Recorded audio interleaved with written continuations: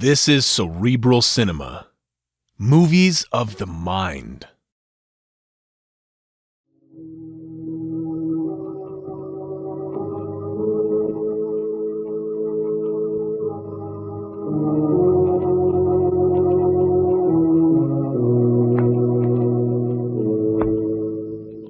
Who knows what evil lurks in the hearts of men? The shadow knows.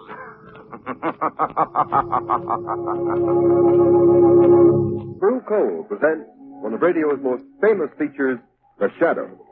The story of the mystery man who strikes terror into the very hearts of shopsters, lawbreakers, and criminals. Today we present The Shadow in one of his most remarkable adventures. A modern mystery of science and crime, The Phantom Voice.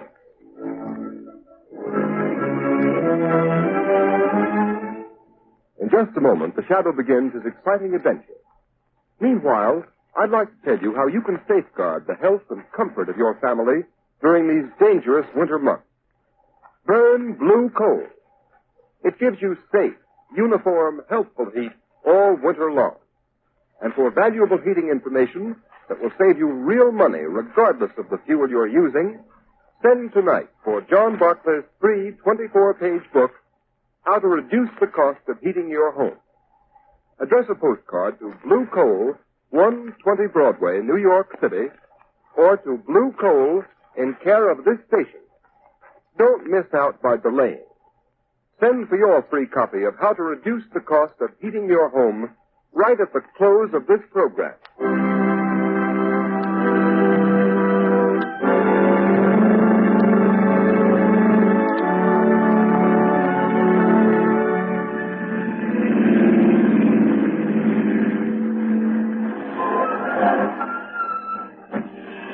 Here we are.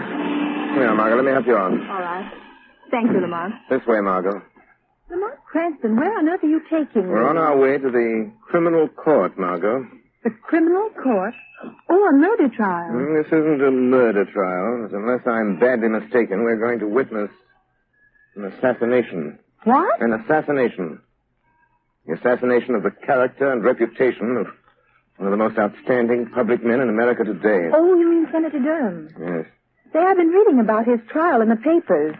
They've certainly unearthed plenty of evidence that he accepted that bribe. Unless I've made a mistake in character analysis, that evidence is forged.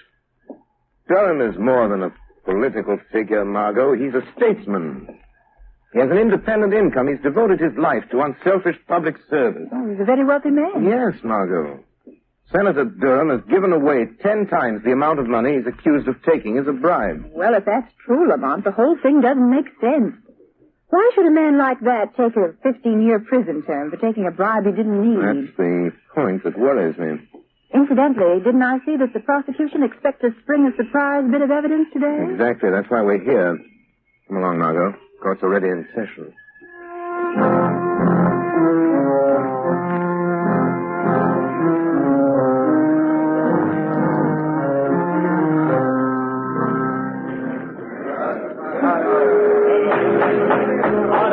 Order in the court. One more such outburst on the part of the spectators at this trial, and I shall order the courtroom cleared. Proceed, Mr. Defense Attorney. Your Honor, I have stated the case for my client. I have shown that by his record, it would have been impossible for him to act as the prosecution claims he has acted. And I have yet to see any proof that Senator Durham has committed any crime. I will now call Senator Durham himself to the stand to deny these lies in person. Senator Durham to the stand. Here I am. You swear to tell the truth, the whole truth, and nothing but the truth, so help you God? I do. Proceed with the examination. Senator, you have heard the prosecution's accusations that you did at some time during last December accept a bribe from the late Mario Rinaldi. Yes.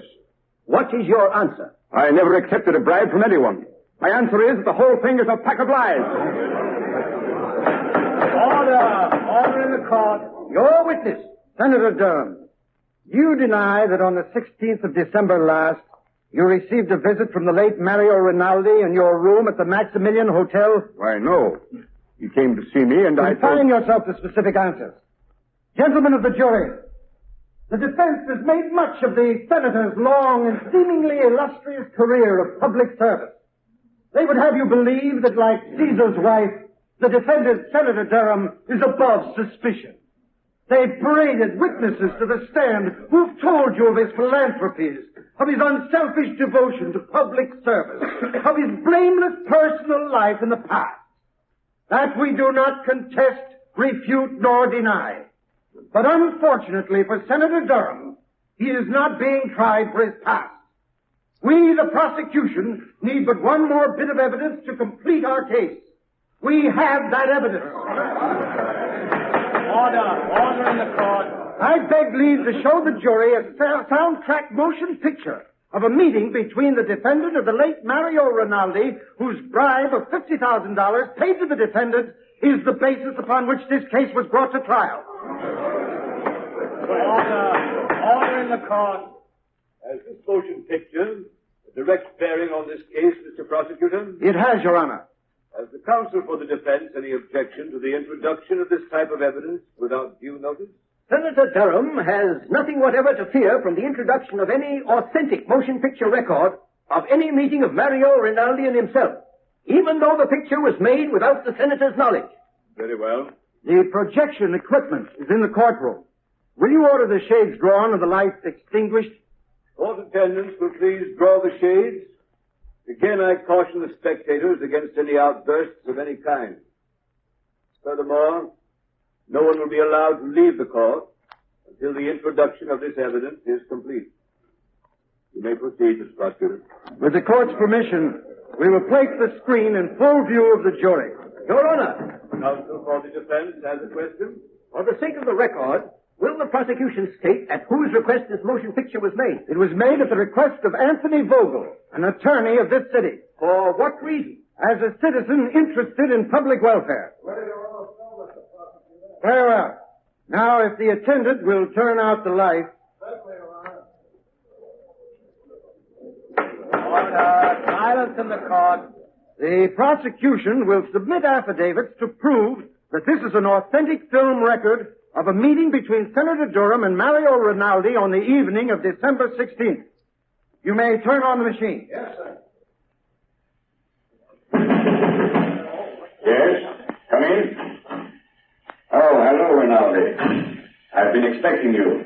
Look here, Senator Durham. Why haven't I got the contract award on that Leicester Street building? The money's been appropriated. You said you'd use your influence if we fixed you up. Of course, Rinaldi. I told you you'd get that contract. For consideration. If you didn't send me my present of $50,000 for swinging it your way, so that's the way I... Oh, so that's it. You want to be paid off first, huh? Yes. And in cash. No checks. Okay. You get your 50 grand. Get me that contract. I'll be back in an hour with the money. Order in the court. Order in the court. That's the end of the film, gentlemen. It's a lie. A lie. I tell you, I never said that. Order in the court. Your Honor, I object. My client never had such a conversation with Mario Rinaldi. That picture is a fake. One moment. Attendants will please turn on the light. Your Honor, allow me to remind the counsel for the defense that pictures do not lie. Your Honor, we do not deny that the meeting between Senator Durham and Mario Rinaldi did take place in the manner shown in this film, but we deny that any such conversation took place. Have you any proof of that? There are only two people who could know what went on in that room. Senator Durham and Rinaldi. And Rinaldi is dead. Do you deny the voice was the voice of the defendant? My client admits that it sounds like his voice, but it cannot be, since he never asked or received a bribe from the late Mario Rinaldi for any reason or purpose whatever. Your Honor, I ask a recess of this trial in order that the defense may have an opportunity to study this film and soundtrack. I object. I do not see how the due process of law will be impaired by a 24-hour delay. Objection overruled. Court adjourned until 10 o'clock tomorrow morning.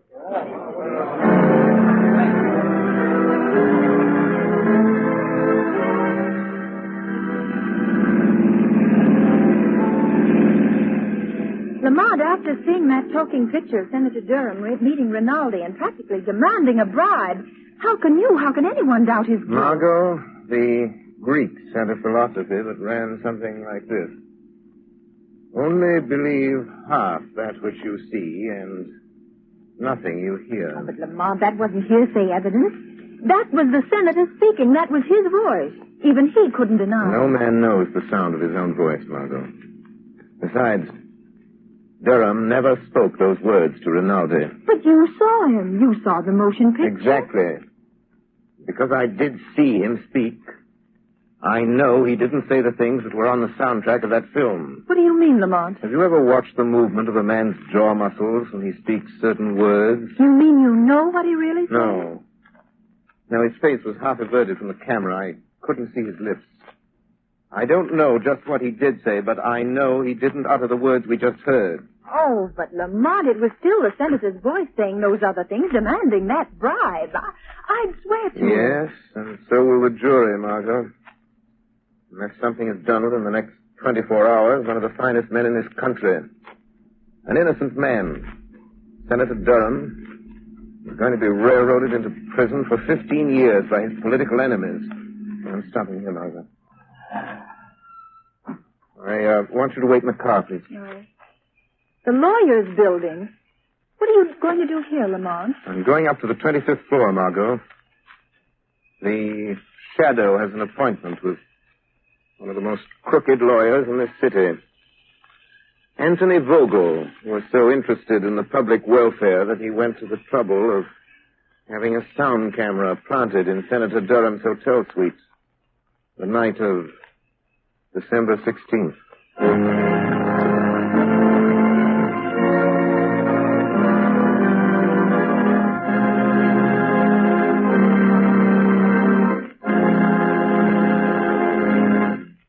While we are waiting for the shadow to return, I would like to ask all homeowners a question. Do you want to save money? Of course you do. And you begin real saving when you cut down on the cost of heating your home. Here's the easiest and surest way to do this. Decide now to cook and heat with blue coal. Here's why blue coal is more economical. It is prepared especially for use in the home. And blue coal is Pennsylvania anthracite, the fuel that furnaces, cooking ranges, and parlor stoves in this section of the country were especially designed to burn. It is mined by the Glen Alden Coal Company, the world's largest producer of specially prepared home fuel. And every carload of blue coal is laboratory tested for purity and size before shipment. And you can always be sure of getting this superior home fuel because it is tinted with an unmistakable blue color so that you can easily identify it at a glance. In Waverly, New York and vicinity, blue coal sales so far this winter are 27% ahead of sales for the same period a year ago. This increase in sales is because Waverly families have found out that blue coal does all I say it will do. So I urge all families throughout this region to try blue coal. Order a trial ton tomorrow. Ask for blue coal by name in any one of 4 sizes: egg, stove, chestnut, or peat. You will find the name of your nearest blue coal dealer listed in the Where to Buy It section of your classified telephone directory under the name Blue Coal.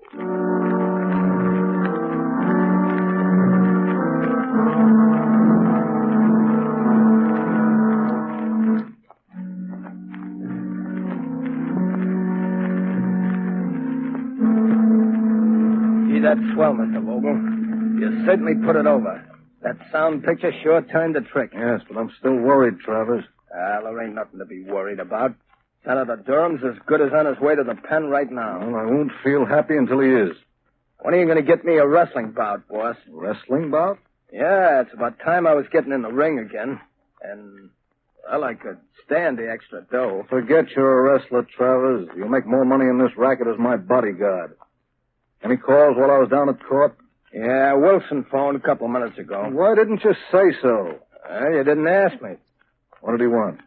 I wanted to talk to you. Hey, what do you suppose he wants? Dough? I've paid him all he's going to get. Say, maybe he's read in the afternoon papers what we're really using that soundtrack for. If he gets white-livered and talks... maybe we should fix him so he can't talk, huh, boss? What do you mean? Well, he could fall out of that 15-story apartment of his, accidental-like. You'd only have to fall once. It might be a good plan. Okay, you want me to go over there now and take care of it, boss? No. No, there's no sense doing anything about him until we have to. But the first sign of anybody getting wise to what we're doing, then we'll arrange a neat little accident for friend Wilson. Well, now let's take a look at that Wesley murder case. One case at a time, Mr. Vogel. What was that? Suppose we review the evidence of the case against Senator Durham. What sort of devil's trick is this? Who are you? I am the Shadow, Vogel. But I can't see you. Nevertheless, Vogel, I am here, in the shadows. Gee, what? Somebody's talking and nobody's here. Shut up, Travis. I'll handle this. Oh. So you're the Shadow, eh? You come here to play your hypnotic tricks on me. What do you know about Senator Durham's business? I know everything about it. I've been listening to your interesting conversation about this Mr. Wilson. He seems to play an important part in your case against Senator Durham. Listen, Shadow, I've heard plenty about you. I don't want to fight you. How much do you want to keep out of this? Always the fixer. How much, Shadow? There isn't enough money in the world to cover up what you're trying to do, Vogel. Who is this man? Wilson. What part did he play in this scheme of yours? Oh, so you don't know. You're just trying to find out, are you, Shadow? Travis, lock the door. Okay, boss. That's locked. Melodrama won't help you, Vogel. Boss, if I could only see this guy, I could... Come on, Travis. We don't need to see him. What do you mean? Come over here. Give me your hand. Well, okay, but it don't make much sense. You'll see. All right. Stand up with me against this wall. Now, stretch out your arms. Can you touch the side wall on that side? Yeah, I can touch it. Good. I can touch it on my side. Now, walk slowly to the other end of the room and don't let your fingers leave the wall. Oh, I get it. Then the Shadow can't get past it, huh? You're quick. Now, walk forward slowly. Slow, you fool. Okay. Well, I don't feel nothing. We're almost to the end of the room, boss. Maybe he got away. No, he couldn't go through the door. It's locked. The window is locked, too. Hey, boss, I felt something. Huh? I got him. I got hold of him, boss. I can't see him, but I got him. I got the Shadow around the throat. He's a man after all. Gee, Strong. Good. Kill him, Travers. Maybe he can. He's choking me. Give me your gat, boss. I'll shoot him. You don't need a gun. It'll make too much noise. He's weakening, boss. Kill him, Travers. Give him your famous stranglehold. If he doesn't let go, he'll kill me. Yes, Shadow. This is where you die. Finish him off, Travers. I've got to hurry and take care of Wilson before he gets a chance to talk.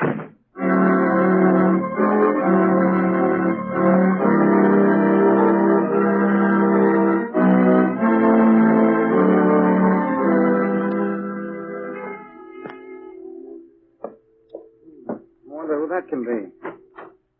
Oh, good evening, Mr. Vogel. Hello, Wilson. I hear you were trying to get hold of me earlier this evening. Yes, that's right.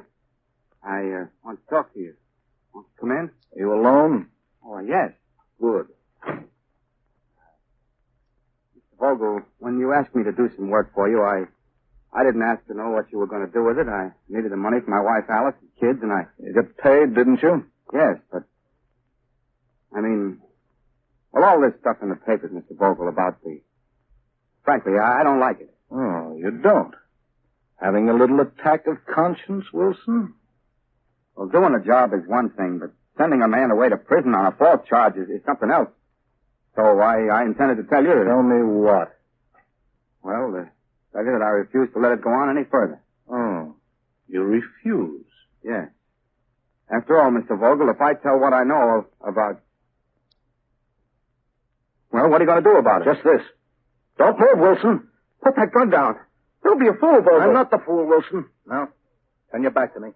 That's right. What are you going to do? I'm going to assist at a little accident.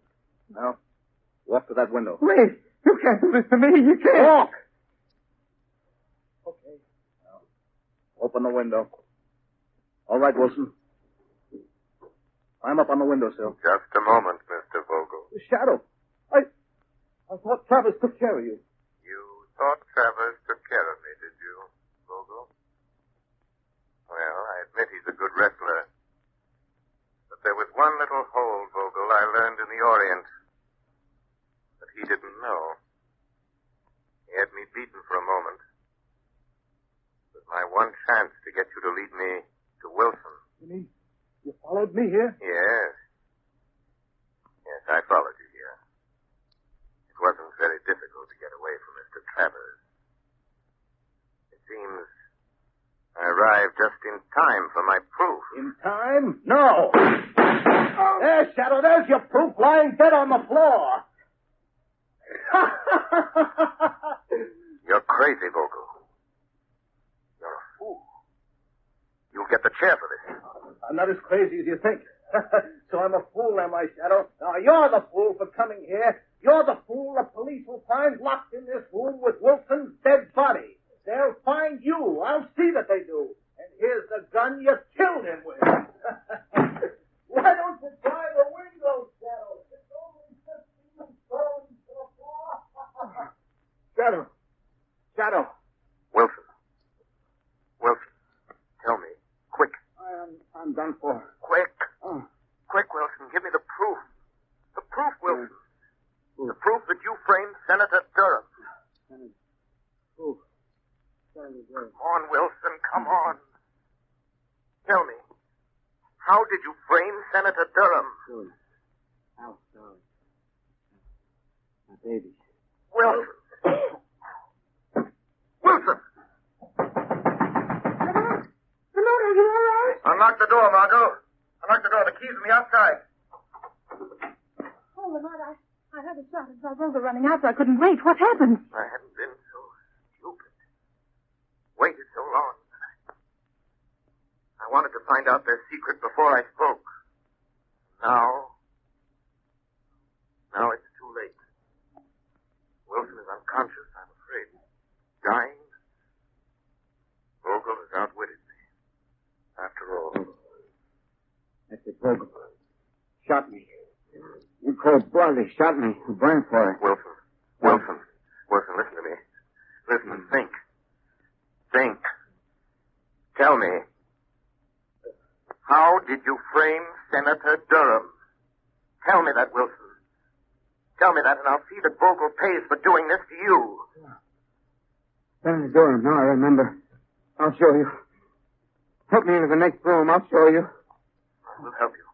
Easy now. Yeah. Easy. I'll get on the other side. Now, look. It's a recording studio. Yeah, that's right. It's my hobby. I'm an impersonator by profession. An impersonator? Yes. Help me to that chair by the turntable. I impersonate people. I've imitated Senator Durham's voice dozens of times. Quick. Hand me the microphone. Turn on the switch. There, I can't hold out much longer. Here's the microphone. Drop that needle on the wax record. Turn the switch. This is you, Wilson, speaking. I've just been shot by Anthony Vogel. He hired me to...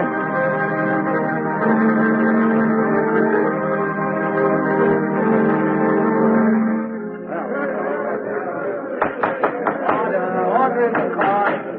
Your Honor, I move that the case against my client, Senator Durham, be dismissed. On what grounds? On the evidence contained on this record found in the apartment of the late Hugh Wilson, the radio and stage impersonator who was found shot in his apartment last night.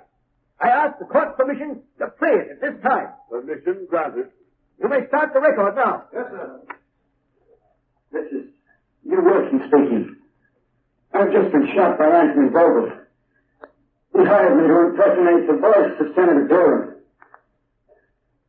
It's my voice on the soundtrack of the picture shown at Senator Durham's trial. I'll show how I did it. Listen.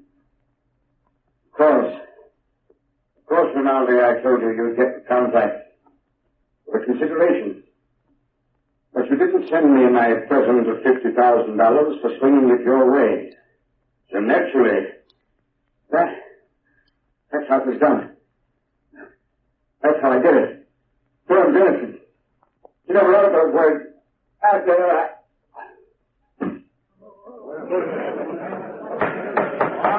Order in the court. Why, it's amazing, incredible. Your Honor, there is one more voice on the record at the end. Listen. The voice you have heard is that of Hugh Wilson, murdered by Anthony Vogel. He is the man who sought to frame Senator Durham. But Vogel failed. Just as in the end all crime must fail, and all criminals pay the penalty of death. Order in the court. Whose voice was that? That, Your Honor, is the voice of the man to whom Senator Durham owes his vindication. The voice of the shadow.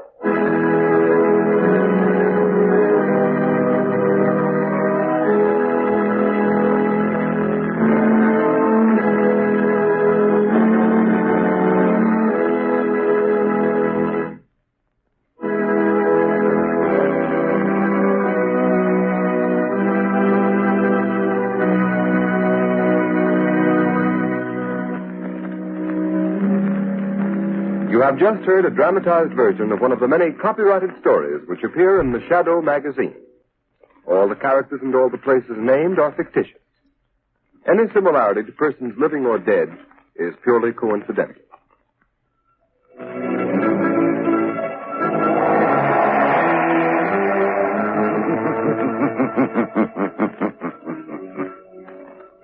As you sow evil, so shall you reap evil. Crime does not pay. The shadow knows.